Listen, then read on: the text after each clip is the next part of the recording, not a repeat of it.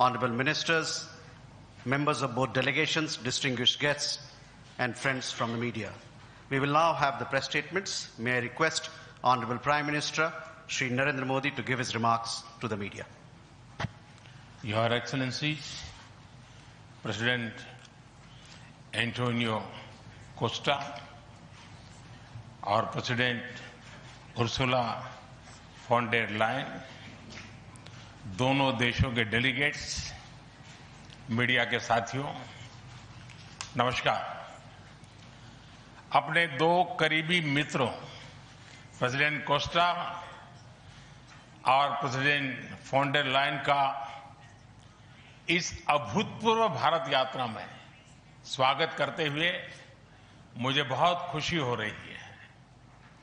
Costa जी अपनी सरल जीवन शैली और समाज के प्रति प्रेम के आधार पर लिस्बन के गांधी के नाम से जाने जाते हैं और उर्सुला जी जर्मनी की पहली महिला रक्षा मंत्री नहीं, यूरोपियन यूनियन कमीशन की भी पहली महिला प्रेसिडेंट बनकर पूरी दुनिया के लिए एक प्रेरणा है। कल एक ऐतिहासिक क्षण था जब पहली बार यूरोपियन यूनियन के लीडर्स भारत के गणतंत्र दिवस समारोह में मुख्य अतिथि के रूप में शामिल हुए। आज एक और ऐतिहासिक अवसर है जब विश्व की दो सबसे बड़ी लोकतांत्रिक शक्तियां अपने संबंधों में एक निर्णायक अध्याय जोड़ रही है।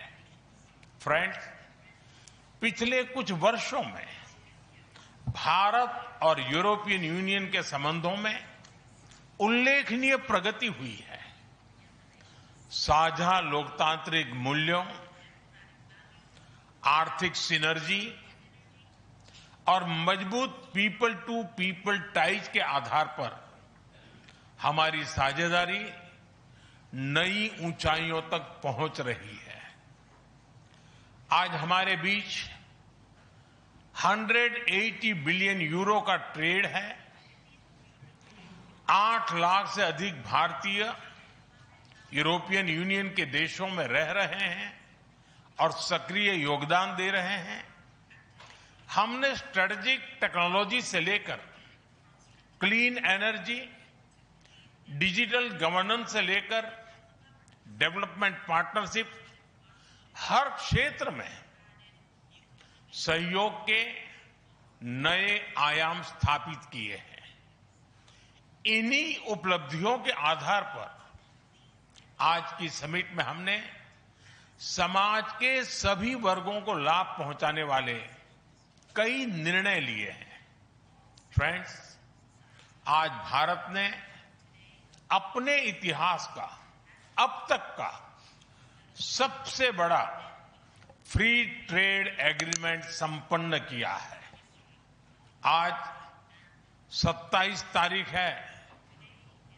ये सुखद संयोग है कि आज ही के दिन यूरोपियन यूनियन के 27 देशों के साथ भारत ये एफटीए कर रहा है। यह एक ऐतिहासिक समझौता हमारे किसानों, हमारे छोटे उद्योगों, इसके यूरोपियन मार्केट तक पहुंच आसान बनाएगा, मैन्युफैक्चरिंग में नए अवसर पैदा करेगा और हमारे सर्विसेज सेक्टर के बीच सहयोग को और प्रबल करेगा। इतना ही नहीं, यह एफटीए भारत और यूरोपियन यूनियन के बीच इन्वेस्टमेंट को बूस्ट करेगा, नई इनोवेशन पार्टनरशिप बनाएगा और वैश्विक स्तर पर सप्लाई चेन को मजबूत करेगा। यानी यह सिर्फ ट्रेड एग्रीमेंट नहीं है, यह साझा समृद्धि का नया ब्लूप्रिंट है। फ्रेंड्स, इस महत्वाकांक्षी एफटीए के साथ साथ हम मोबिलिटी के लिए भी एक नया फ्रेमवर्क बना रहे हैं। इससे भारत के स्टूडेंट्स, वर्कर्स और प्रोफेशनल्स के लिए यूरोपियन यूनियन में नए अवसर खुलेंगे। साइंस एंड टेक्नोलॉजी में हमारा लंबे समय से एक व्यापक सहयोग रहा है। आज हमने इन महत्वपूर्ण लिंकेजेस को भी और मजबूत करने का निर्णय लिया है। फ्रेंड्स, रक्षा और सुरक्षा सहयोग किसी भी स्ट्रेटेजिक पार्टनरशिप की नींव होती है और आज हम इसे सिक्योरिटी एंड डिफेंस पार्टनरशिप के जरिए औपचारिक रूप दे रहे हैं। इससे काउंटर टेररिज्म, मैरीटाइम और साइबर सिक्योरिटी में हमारी साझेदारी और गहरी होगी। यह रूल्स बेस्ड इंटरनेशनल ऑर्डर के प्रति हमारी साझा प्रतिबद्धता को भी बल देगा। इंडो पैसिफिक क्षेत्र में हमारे सहयोग का दायरा और बढ़ेगा और इसके साथ हमारी डिफेंस कंपनियां को डेवलपमेंट और को प्रोडक्शन के नए अवसर साकार करेगी। फ्रेंड्स, आज की इन उपलब्धियों के आधार पर हम अगले 5 वर्ष के लिए एक और भी एम्बिशियस और होलिस्टिक स्ट्रेटेजिक एजेंडा लॉन्च कर रहे हैं। एक जटिल वैश्विक वातावरण में ये एजेंडा स्पष्ट दिशा देगा, हमारी साझा समृद्धि को आगे बढ़ाएगा, इनोवेशन को गति देगा, सुरक्षा सहयोग और सुदृढ़ करेगा और पीपल टू पीपल टाइज को और गहरा करेगा। फ्रेंड, भारत और यूरोपियन यूनियन का सहयोग एक पार्टनरशिप फॉर ग्लोबल गुड है। हम इंडो पैसिफिक से लेकर कैरेबियन तक ट्राइलेटरल प्रोजेक्ट को विस्तार देंगे।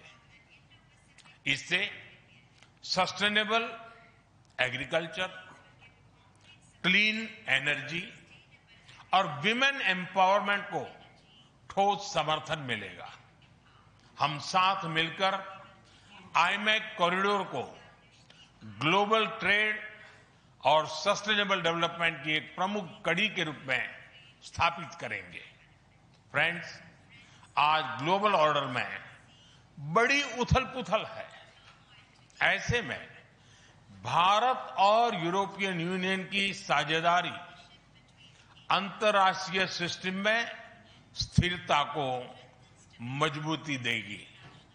इस संदर्भ में आज हमने यूक्रेन, पश्चिमी एशिया, इंडो पैसिफिक सहित कई वैश्विक मुद्दों पर विस्तार से चर्चा की।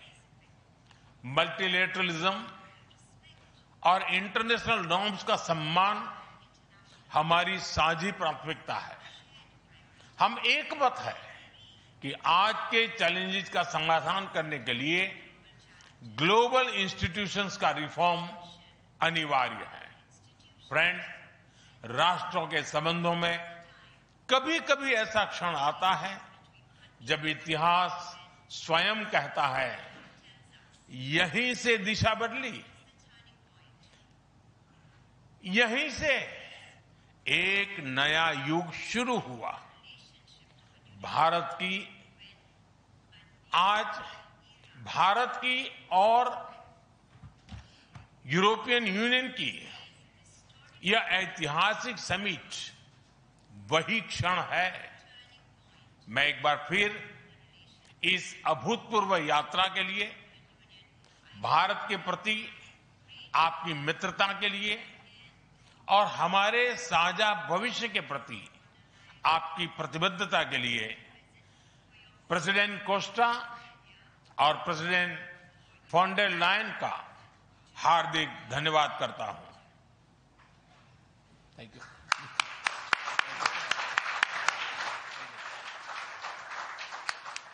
Thank you, sir. Request His Excellency Mr. Antonio Costa, President of the European Council, to If you like this video, then like, share and subscribe to Mirror Now.